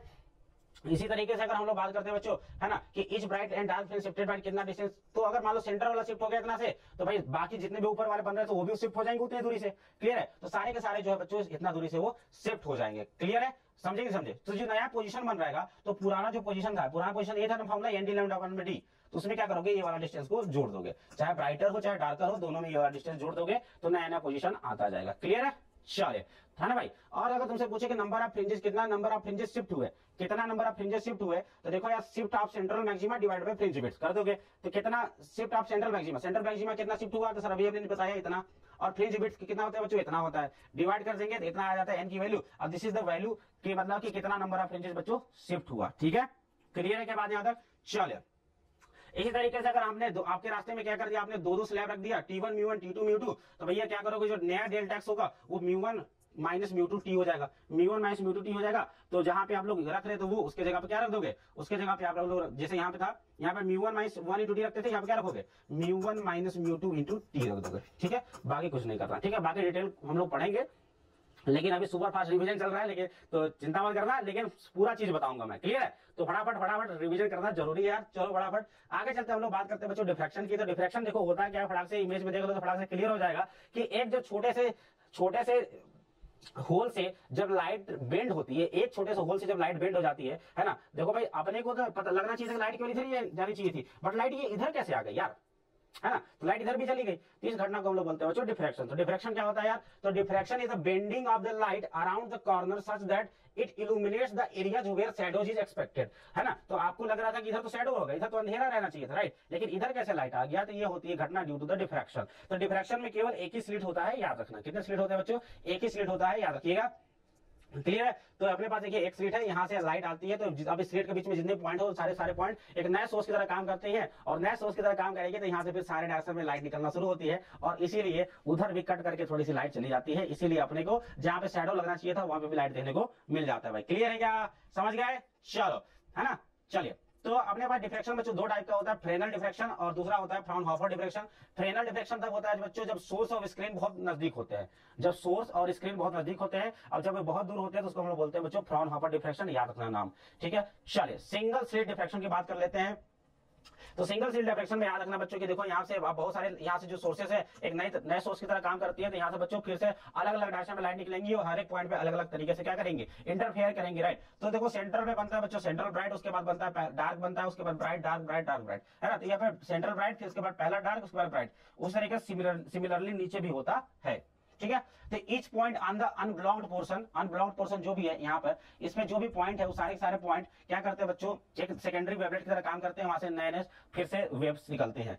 The central bright fringe is form due to the constructive interference of the secondary waves from the point equidistance from the centre of the slit the upper and the lower portion of the wave front. मतलब कि क्या कह रहा है हाँ, कि उस wave front के ऊपर और नीचे सेम नंबर ऑफ मतलब वो लाइंस रेज जाती हैं और जाकर क्या करते हैं बच्चों, इंटरफेयर करते हैं, जिसकी वजह से अपने को डार्क ब्राइट देखने को मिलता है, ठीक है। तो यार देखो अगर हम लोग बात करते हैं कि यहाँ पे मान लीजिए कि यहाँ से 3 लाइट सोर्स आती है, जहां से भी है कोई दिक्कत नहीं है ना, यहाँ पे एक जाके मिलती है, दूसरा यहाँ पे जाके मिलती है, इस तरीके से बहुत हर जगह जाके मिलेगी, राइट। तो देखो इसको हम लोग थोड़ा सा डिटेल में अगर देखा जाए, इसको बनाया जाए, यहाँ पे ये एंगल थीटा है और ये एंगल डेल्टा एक्स है, जो कि पार्ट डिफरेंस है। तो डेल्टा एक्स इक्वल टू आप लोग को लग रहा होगा क्या होगा, डेल्टा एक्स बाई ये जो ए होगा वो क्या हो जाएगा बच्चों, साइन थीटा बराबर हो जाएगा, है ना। तो bn equal to a sine theta, और bn क्या है बच्चों, डेल्टा एक्स इक्वल टू आ गया ए साइन थीटा। तो डेल्टा एक्स कितना आ गया, ए साइन थीटा। ए क्या है बच्चों, उस ये जो स्लिट है इसका विड्थ है, ठीक है। चलो, तो आप सभी को पता है कि ए साइन थीटा आ गया अपना पार्ट डिफरेंस। तो यहाँ पे सबसे पहले क्या बन रहा है बच्चों, फर्स्ट मिनिमा बन रहा है। तो मिनिमा बनने के लिए 5 डिफरेंस होता है बच्चों, याद रखिएगा लैम्डा। पहले मिनिमा के लिए 5 डिफरेंस होता है लैम्डा। तो यहाँ से साइन थीटा इक्वल टू आ गया कितना, लैम्डा अपन में थीटा अगर स्मॉल है तो साइन थीटा को थीटा ले सकते हैं। तो पहले मिनिमा के लिए बच्चों थीटा कितना होता है, लैम्डा अपन में ए होता है। क्लियर है। चलिए अब अगर आपसे पूछे कि कितना डिस्टेंस, ये वाई बताओ कितने डिस्टेंस में पहला मिनिमा बनेगा, तो आप ये tan थीटा को थीटा मान लो, है ना। तो tan थीटा इक्वल टू क्या बोलोगे, y अपॉन में डी, क्या बोलोगे y1 अपॉन में डी, है ना। तो ये हो जाएगा बच्चों y1 डी अपॉन में डी। तो यहाँ से दोनों को बराबर कर देंगे, ये दोनों को बराबर कर दो, तो यहाँ से y1 डी निकल जाएगा डी लैम्डा अपन में, यानी कि पहला जो मिनिमा बनेगा वो कितना मिलेगा सर, डी लैम्डा अपन में ए पे बनेगा। क्लियर है। सेकंड मिनिमा की अगर बात कर लिया जाए तो यहाँ पे क्या रखोगे, sine theta equal to 2 lambda रखोगे, और यहाँ से फिर से sine theta equal to 2 lambda upon में आ गया, यानी कि tan 2 theta D equal to क्या आ जाएगा, क्या दूसरा मिनिमा के लिए 2 लैम्डा अपन में आ गया। और tan थीटा के बराबर tan थीटा भी निकाल लो यहाँ से, तो tan थीटा इक्वल टू निकाल लोगे क्या, tan थीटा हो जाएगा सर y2d अपॉन में d। तो इसको बराबर कर दो इसके, तो यहाँ से y2d निकल के आ जाएगा बच्चों, क्या हो जाएगा सर, ये हो जाएगा 2d लैम्डा अपन में। तो ये हो जाएगा जो दूसरा जो डार्क बनाएगा, दूसरा जो डार्क पॉइंट बनेगा वो कितने डिस्टेंस पे बनेगा, तो सर वो बनेगा 2d लैम्डा अपन में ए पे बनेगा, 2d लैम्डा अपन में ए पे बनेगा। क्लियर है, समझ में आ रहा है, क्लियर है, ठीक है भाई। तो यहाँ देखो, ये देखो यहाँ तुम्हारे स्लिट है, इससे पहला वेव निकल रहा है, दूसरा वेव निकल रहा है, तीसरा वेव निकल रहा है, चौथा वेव निकलेगा, सारी वेव जाकर के अलग अलग पॉइंट पे इंटरफेयर करेंगी और जाकर के डार्क ब्राइट बनाएंगी, ठीक है। तो इस तरीके से आपने निकाल लिया। इसी तरीके से एनोवा मिनिमा की बात करें तो एनोवा मिनिमा के लिए तुम्हारा फॉर्मूला निकल के आ जाएगा क्या, y n d equal to n d lambda पर में। तो मिनिमा के लिए फॉर्मूला निकल के आता है बच्चों एन डी लैम्डा पर में, जो कि इंटरफेरेंस का बिल्कुल अपोजिट है ना। ये तो तुम्हारा कंस्ट्रक्टिव ब्राइट के लिए था, लेकिन डिफ्रेक्शन में ये डार्क के लिए आ रहा है, ठीक है। चलो आगे चला जाए। अगर हम लोग बात करते हैं पहला सेकेंडरी मैक्सिमा की बात करते हैं, सेकेंडरी मैक्सिमा की बात कर लिया जाए। पहला मैक्सिमा तो ब्राइट सेंटर पे बन ही रहा था, लेकिन पहला सेकेंडरी मैक्सिमा की बात की है तो उसके लिए अपना पार्ट डिफरेंस होना चाहिए बच्चों 3 लैम्डा अपन में 2 का, odd multiple of 5 lambda by 2 होना चाहिए, राइट। तो इससे यहाँ कर दिया जाए तो क्या करोगे, साइन थीटा को थीटा मान लो तो हो जाएगा 3 लैम्डा अपन में 2 आ गया, है ना। 1b मतलब पहला ब्राइट, और यहाँ से कर दो tan थीटा इक्वल टू क्या बोलोगे, पहला ब्राइट के लिए क्या करोगे सर, y पहला ब्राइट डिवाइड बाई डी। तो पहला ब्राइट के इक्वल टू क्या आ जाएगा 3d लैम्डा अपन में 2 है। तो ये हो जाएगा पहला ब्राइट का डिस्टेंस, है ना, कि भाई ये जो पर्दा है इस पर्दा के सेंटर से कितने दूरी पर पहला ब्राइट बनेगा, तो भैया इतने दूरी पर पहला ब्राइट बनेगा। इसी तरीके से एनोवा के लिए बात कर लो, तो एनोवा ब्राइट कहां बनेगा सर, तो एनोवा ब्राइट बनेगा 2n + 1 × d लैम्डा अपन में 2 पे बनेगा। क्लियर है क्या सभी को बात यहाँ तक, ठीक है भाई। चलो तो ये हो गया भाई, अपने पास सेंटर पे क्या बनता है, मैक्सिमा बनता है। उसके बाद देखो मिनिमा, फिर मैक्सिमा इस तरीके से बनता रहता है, जिस ऊपर पैटर्न सेम पैटर्न नीचे की ओर बनता है। क्लियर है। चलो आगे चला जाए भाई। अगर हम लोग बात करते हैं एंगुलर फ्रिंज विड्थ की, अगर बात कर लिया जाए तो एंगुलर फ्रिंज विड्थ क्या होता है यार, कि देखो एंगुलर फ्रिंज विड्थ मतलब कि फॉर ब्राइट फ्रिंज के लिए बताओ तो थीटा बी, ब्राइटर फ्रिंज के लिए जो एंगुलर फ्रिंज विड्थ कितना होता है लैम्डा 1 में, और चाहे डार्क फ्रिंज है उसके लिए भी कितना होता है लैम्डा 1 में। तो एंगुलर फ्रिंज विड्थ मतलब ये वाला डिस्टेंस भैया, एंगुलर फ्रिंज विड्थ मतलब हो गया कि ये वाला, मतलब ये पूछ रहा तुमसे, ये पूरा लंबाई कितना है, ठीक है। तो ये पूरा लंबाई हो जाएगा बच्चों लैम्डा 1 में ऊपर, लैम्डा 1 में नीचे, तो कितना हो जाएगा 2 लैम्डा 1 में, कितना हो जाएगा 2 लैम्डा 1 में। तो देखो width of the central bright fringe, और सेंट्रल ब्राइट फ्रिंज की अगर विड्थ पूछ दे, इसकी विड्थ पूछ दे, है ना, तो कितना हो जाएगा सर, इसमें आपको क्या करना पड़ेगा 2 इंटू y1d, y1d क्या हो जाएगा, y1d बताओ सर, y1d हो जाएगा अपने पास d लैम्डा 1 में a, तो क्या हो जाएगा 2d लैम्डा 1 में, क्लियर। तो ये जो विड्थ हो जाएगा बच्चों, ये क्या हो जाएगा फ्रिंज विड्थ हो जाएगा। और ये क्या है अपना, ये है अपना एंगुलर विड्थ, क्या है ये एंगुलर विड्थ 2 थीटा, 2 थीटा मतलब 2 इंटू लैम्डा 1 में, तो ये हो जाएगा एंगुलर विड्थ, और इसमें d से मल्टीप्लाई कर दोगे तो ये हो जाएगा तुम्हारा फ्रिंज का विड्थ, क्लियर है, समझ गए। चलो ये है बच्चों इंटरफेरेंस और डिफ्लेक्शन में अंतर, इसको पढ़ लीजिएगा आप सभी लोग, है ना, कॉन्सेप्ट क्लियर हो जाएगा। चलो हम लोग बात करते हैं एक और छोटा सा टॉपिक है, resolving power of microscope. Resolving power of microscope मतलब ये होता है यार कि मतलब दो ऑब्जेक्ट्स को हम लोग मिनिमम कितना डिस्टेंस पे रखें ताकि इनका इमेज मतलब ओवरलैप ना हो, अलग अलग दिखे, क्या हो अलग अलग दिखे। तो डी मिनिमम जो निकल के आता है वो होता है बच्चों कितना, माइक्रोस्कोप के लिए 1.22 लैम्डा 1 में 2 sin बीटा होता है ना। और resolving power of microscope is the reciprocal of D minimum, right. ये डी मिनिमम हो गया इतना, तो इसका रिजॉल्विंग पावर होता है बच्चों, इसका रेसिप्रोकल उल्टा कर दोगे तो ये निकल जाएगा, क्लियर है। चल अगर हम लोग बात करते हैं कि immersion of lens in medium, किसी मीडियम में इमर्ज कर दोगे तो उसके साथ उसके लिए क्या लगा दोगे, यहाँ पे म्यू लगा दोगे, क्लियर है। तो यहाँ पे आ जाएगा उसके साथ साथ म्यू आ जाएगा। उसी तरीके से टेलीस्कोप की बात कर लिया जाए कि भैया टेलीस्कोप की अगर बात कर लिया जाए तो टेलीस्कोप के लिए रिजॉल्विंग पावर जो निकल के आता है वो क्या होता है सर, क्या होता है इसके लिए radius of the central bright region is r equal to 1.22 lambda f upon में b। ये जो सेंट्रल ब्राइट रीजन है उसके लिए रेडियस कितना है r है, तो r की वैल्यू इतनी आ गया। तो angular limit of resolution of telescope, telescope के लिए एंगुलर विड्थ ये जो डेल्टा थीटा है कि भैया डेल्टा थीटा बता जिसके लिए कि ये जो डार्क और ब्राइट फ्रिंज है एक दूसरे के ऊपर ओवरलैप ना हो जाए, है ना, अलग अलग दिखे, तो उसके लिए कितना डेल्टा थीटा होना चाहिए, तो सर डेल्टा थीटा होना चाहिए 1.22 लैम्डा अपॉन बी, और इसका उल्टा कर दोगे तो बी अपॉन में 1.22 लैम्डा हो जाता है। ये इंपॉर्टेंट है, याद रखिएगा, क्लियर है। चलो लास्ट टॉपिक अपना है बच्चों पोलराइजेशन, पढ़ लेते हैं जरा ध्यान से देखिए। तो ये देखो मूवी का सीन कुछ दिख रहा है क्या, तो ये देखो हमारे पास जो है हमारे सिनेमा हॉल में बैठे हुए कुछ लोग हैं जो कि एक अलग प्रकार का चश्मा पहने हुए हैं सभी लोग, और जिसकी वजह से इनको जो है चीजें बच्चे को ये देखो हवाई जहाज बाहर दिखाई दे रहा है, राइट। तो ये घटना होती है बच्चों पोलराइजेशन की। तो पोलराइजेशन क्या होता है बच्चों, तो नॉर्मल कंडीशन आप सभी को पता है कि इलेक्ट्रोमैग्नेटिक वेव जो लाइट होती है बच्चों, इलेक्ट्रोमैग्नेटिक वेव होती है ना, जिसमें कि आपके पास मैग्नेटिक फील्ड और इलेक्ट्रिक फील्ड दोनों होता है, राइट। तो लेकिन एक बात बताओ, अगर किसी सोर्स से किसी पॉइंट सोर्स से लाइट निकलती है तो क्या एक ही डायरेक्शन में निकलती है, नहीं, सारे के सारे डायरेक्शन निकलती है, इधर इधर इधर इधर, है ना, सारे के सारे डायरेक्शन में लाइट निकलती है ना। तो सारे सारे डायरेक्शन में क्या बनेगा, सारे के सारे डायरेक्शन में क्या बनेगा अपना, इस टाइप से बनेंगे कि नहीं बनेंगे, राइट। तो आपने क्या करना है, अभी जो वेव, ये जो लाइट वेव निकल रही है, ये लाइट वेव क्या है बच्चों अनपोलराइज्ड है, क्योंकि सारे के सारे डायरेक्शन में जो पार्टिकल्स है वो वाइब्रेट कर रहा है, राइट। लेकिन अपने को चाहिए एक ही डायरेक्शन में, क्या चाहिए एक ही डायरेक्शन में चाहिए। तो हम लोग क्या करेंगे, सबसे पहले हम लोग बात करते हैं अनपोलराइज्ड लाइट की।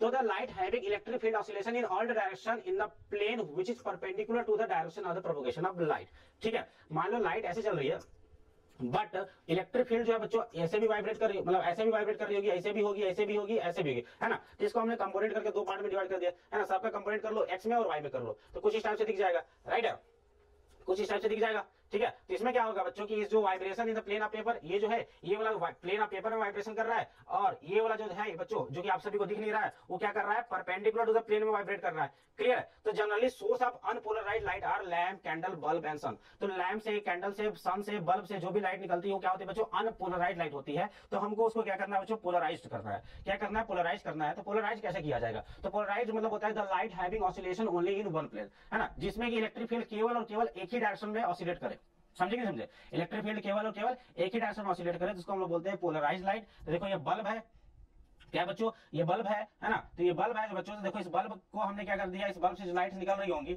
इस बल्ब से जो लाइट निकल रही होगी, इस बल्ब में देखा जाए तो भैया ये लाइट जो है बच्चों किधर कर रही है, ये हर डायरेक्शन में क्या कर रही होगी, वाइब्रेट कर रही होगी। तो हमने लगा दिया एक रास्ते में पोलराइजर लगा दिया। अब ये पोलराइजर क्या कर देगा कि जो इसके पैरेलल होंगी उसको तो पास कर देगा, बाकी जो इसके अलग डायरेक्शन में होंगी उसको पास नहीं कर पाएगा। तो जो फाइनल लाइट मिलेगा वो सारे लाइट केवल इसी डायरेक्शन में वाइब्रेट करते हुए मिलेंगे। तो ये जो लाइट मिलेगा अपने को पोलराइज्ड लाइट होगा। क्या होगा बच्चों, पोलराइज्ड लाइट होगा, क्लियर, समझ में आ रहा कि नहीं आ रहा, है ना। तो अब बात करते हैं हम लोग प्लेन पोलराइज्ड लाइट क्या होता है। तो the vibration of the electric field occur only in one direction in a plane which is perpendicular to the direction of propagation of the light. तो ऐसा प्लेन पोलराइज्ड लाइट क्या होता है कि ऐसा लाइट जिसमें कि इलेक्ट्रिक फील्ड केवल और केवल एक ही डायरेक्शन में हो, जैसे वेव इधर चल रहा है तो इलेक्ट्रिक फील्ड अपना इस डायरेक्शन में केवल मोशन करे और कुछ नहीं। तो इसको हम लोग बोलते हैं बच्चों प्लेन पोलराइज्ड लाइट कहते हैं। क्या कहते हैं? प्लेन पोलराइज्ड लाइट कहते हैं। ठीक है, तो electric field is vibrating in y axis और वेव किधर जा रहा है बच्चों? एक्स एक्सिस में जा रहा है। इसलिए हम लोग कहते हैं कि the plane of the polarisation will be x y plane. कौन सा प्लेन हो जाएगा बच्चों? इसका एक्स वाई प्लेन हो जाएगा। Plane of polarisation plane containing the electric field in the direction of propagation. ठीक है, तो प्लेन ऑफ पोलराइजेशन क्या होता है बच्चों? कि जिसमें इलेक्ट्रिक फील्ड ऑसिलेट कर रहा है और जिधर वेव चल रहा है, उस दोनों प्लेन को मिलाकर उन दोनों को मिलाकर हम लोग बोलते हैं प्लेन ऑफ पोलराइजेशन बोलते हैं। ठीक है, तो पोलराइजेशन कैसे किया जाता है? या तो पोलराइजेशन हम लोग करते हैं बच्चों यूजिंग अ पोलराइजर। किसका प्रयोग करके करते हैं बच्चों? पोलराइजर का प्रयोग करके करते हैं, है ना। तो क्या करता है? अनपोलराइज्ड लाइट के रास्ते में हम लोग रख देते हैं बच्चों पोलराइजर, जिसकी वजह से क्या होता है कि जो भी लाइट होती है जो कि इसके एक्सिस के पैरेलल होती है वो तो पास हो जाती है, लेकिन जो एक्सिस के परपेंडिकुलर है, जैसे ये ब्लू वाला, ये देखो ब्लू वाला एक्सिस के परपेंडिकुलर है, तो ये वाला पास नहीं हो पाएगा, राइट। तो देखो ये भी ब्लू वाला था, तो ब्लू वाला इधर तुमको नहीं मिलेगा, तो ये जो लाइट मिला अपने को, ये प्लेन पोलराइज्ड लाइट मिल जाता है। ठीक है बच्चों, तो डेफिनेशन पढ़ लेना। ये डेफिनेशन आप सभी के लिए काम का है। देखो क्या कह रहा है कि the phenomena of restricting the vibration of electric field to one direction in a plane which is perpendicular to the direction of the propagation of light is called polarization of light, right। तो क्या है कि हमने क्या किया कि भैया electric field का वाइब्रेशन को केवल और केवल एक ही डायरेक्शन में रेस्ट्रिक्ट कर दिया, जो कि क्या है? वेव के प्रोपगेशन के परपेंडिकुलर है। इस घटना को हम लोग कहते हैं बच्चों पोलराइजेशन। ठीक है, चलिए तो याद रखिएगा बच्चों, हमारे पास क्या है बच्चों? अपने पास एक लाइट अनपोलराइज्ड लाइट है जिसकी इंटेंसिटी है आई नॉट। कितनी है इंटेंसिटी इसकी? आई नॉट है ना। मान लो कि 20 इलेक्ट्रिक फील्ड है जो कि वाइब्रेट कर रहा है किधर? जिसमें से 10 वाइब्रेट कर रहा है बच्चों ऊपर और 10 वाइब्रेट कर रहा है परपेंडिकुलर। तो आप सभी को पता है कि रास्ते में अगर हमने पोलराइजर लगा दिया तो जो परपेंडिकुलर वाले हैं वो क्या हो जाएंगे? हट जाएंगे, और जो पैरेलल वाले थे वो पास हो जाएंगे। तो इंटेंसिटी कितनी बचेगी? आधी हो जाएगी इंटेंसिटी, क्योंकि आधा तो गायब हो गया। तो कितना बच जाएगा बच्चों? आई नॉट बाई 2 बच जाएगा, राइट। तो हो जाएगा आई नॉट बाई 2। ठीक है भाई, क्लियर है क्या? समझ गए?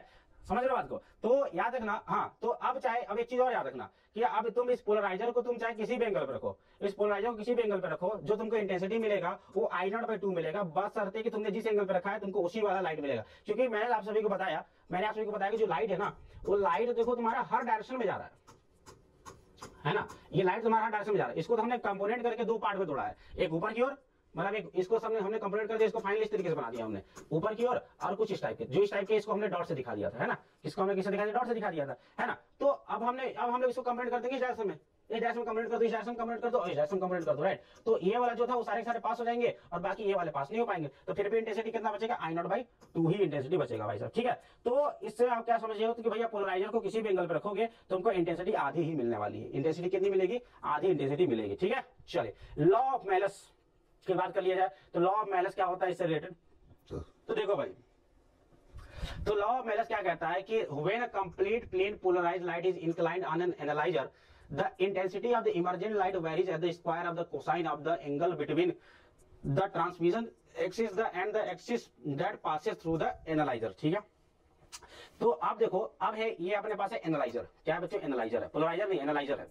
ठीक है, जो कि वही चीज होता है, सेम टू सेम चीज होता है। तो अब अपने पास एक प्लेन पोलराइज्ड लाइट है अपने पास। अब इस प्लेन पोलराइज्ड लाइट के रास्ते में फिर से आपने रख दिया एक एनालाइजर रख दिया, और इनके बीच का एंगल रख दिया बच्चों थीटा। तो जो आपको लाइट फाइनल लाइट मिलेगा उसकी जो इंटेंसिटी होगी y equal to I not cos square theta होगी, है ना। शुरुआत की इंटेंसिटी अगर मान लो आई नॉट थी तो बाद में जो इंटेंसिटी मिलेगा आई नॉट कॉस स्क्वायर थीटा रहेगी। ये बोर्ड के लिए बहुत इंपॉर्टेंट टॉपिक है, याद रखना, लॉ ऑफ मेलस। ठीक है, चलो तो याद रखना। अब देखो ये आई नॉट था, अगर ये अनपोलराइज्ड लाइट है तो भैया शुरुआत सबसे पहले क्या होगा? इसका आई नॉट बाई 2 होगा, और इसके बाद आपने लगा दिया यहाँ पे एनालाइजर लगा दिया जो कि एंगल थीटा में झुका हुआ है। तो यहाँ से फार्मूला क्या निकल जाएगा? आई नॉट, तुम्हारा आई नॉट था लेकिन इसके लिए इंटेंसिटी कितनी है? आई नॉट बाई 2 होगी, तो I not by 2 into cos square theta रहेगा। क्लियर है? चलो समझ गए। अब थीटा की वैल्यू पे डिपेंड करेगा, थीटा का 90 डिग्री रहेगा तो कोई भी अपने को नहीं मिलेगा। क्लियर है? चलो भाई, ठीक है। चलो तो यहाँ पे तुमने क्या समझ लिया कि अपने पास ये क्या है बच्चों? पोलराइज लाइट है, इंटेंसिटी इसकी आई नॉट है ना। तो अगर तुमने पोलराइजर लगा दिया बिल्कुल सीधा है तो कोई तुमको इंटेंसिटी पूरा का पूरा मिलेगा, पूरा का पूरा इंटेंसिटी मिलेगा, क्योंकि ये लाइट ऑलरेडी पोलराइज था बच्चों। ठीक है, लेकिन अगर तुमने इसको 90 डिग्री से झुका दिया तो 90 डिग्री से झुका दिया तो तुम्हारी ये थीटा कितना 90 डिग्री, तो अपने पास इंटेंसिटी कितना मिलेगा? 0 मिलेगा। इंटेंसिटी कितना मिलेगा बच्चों? 0 इंटेंसिटी मिलेगा। क्लियर है?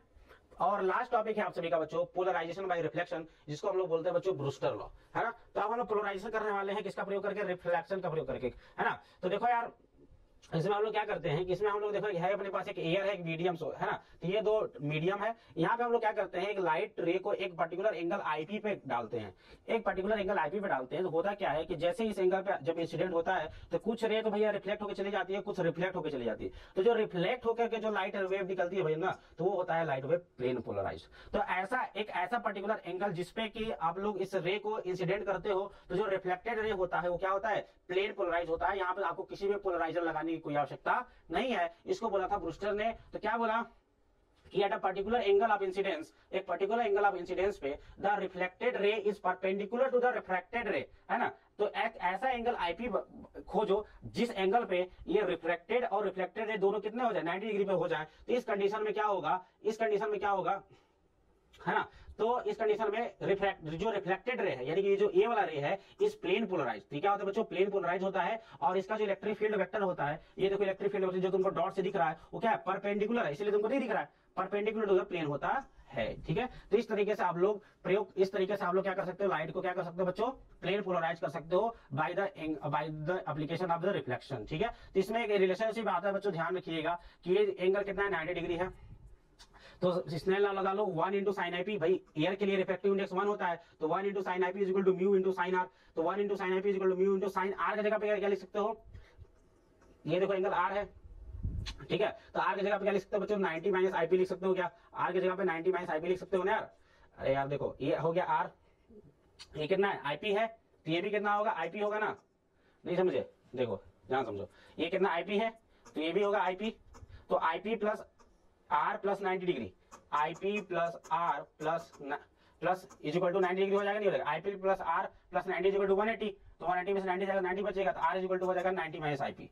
तो 90 माइनस आईपी हो गया, तो म्यू इज इक्वल टू आएगा साइन आईपी अपॉन में cos IP is equal to tan IP. तो mu IP is equal to हो जाता है बच्चों tan इनवर्स म्यू। तो वो एंगल भी यहाँ से पता चल जाता है कि कितने एंगल पे डालना है। तो ये जो मीडियम है उसका म्यू जो भी तुमको दिया रहेगा, तो उसका tan इनवर्स लेकर के एंगल निकाल लेना आईपी। इस एंगल पे अगर आप लाइट को अगर इंसिडेंस कराते हो, तो जो रिफ्लेक्टेड वेव रहेगा बच्चों वो क्या रहेगा, प्लेन पोलराइज मिल जाता है, ठीक है। तो ये था बच्चों ब्रूस्टर लॉ, जो कि आप सभी के लिए बहुत इंपॉर्टेंट है, बोर्ड के लिए बहुत इंपॉर्टेंट है ये। तो ये था बच्चों आज का कंप्लीट सेशन का डिस्कशन, बहुत सुपर फास्ट तरीके से हमने किया है, लेकिन उम्मीद करता हूँ आपको समझ में आया होगा, ठीक है बच्चों। और इसके लिए हम लोग करने वाले जल्दी ही क्या करने वाले हैं, क्वेश्चन डिस्कशन करने वाले, प्रॉब्लम सॉल्व करने वाले, ताकि ये टॉपिक जो है मस्त नाट से बिल्कुल बढ़िया से तैयार हो जाए आप सभी के लिए। तो ठीक है, तो stay tune for the problem solving session. तो चलिए बच्चों मिलते हैं नेक्स्ट सेशन में, और चैनल को सब्सक्राइब कर दो, सेशन को लाइक कर दो, ठीक है। तो बाय बाय, टेक केयर।